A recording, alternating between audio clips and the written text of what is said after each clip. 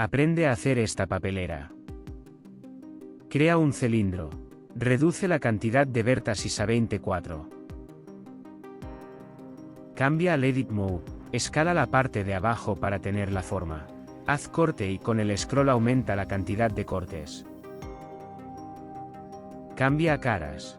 En Face presiona en Poke Faces. Cambia a aristas. Selecciona dos aristas paralelas. Con Shift G, selecciona Length. Procura que no se seleccione ninguna del medio.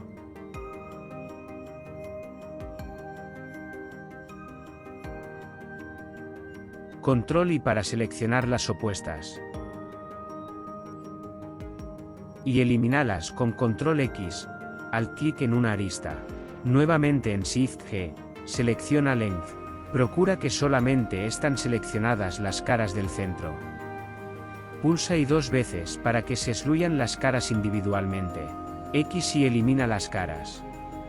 Dale forma a la base con instrucciones.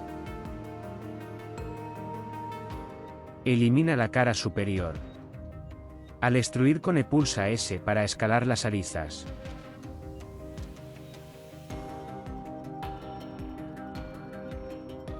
Agrega el modificador de salida File. Clic derecho y pulsa en Shade Auto Zoom. Y añade el modificador de Subdivision and Surface.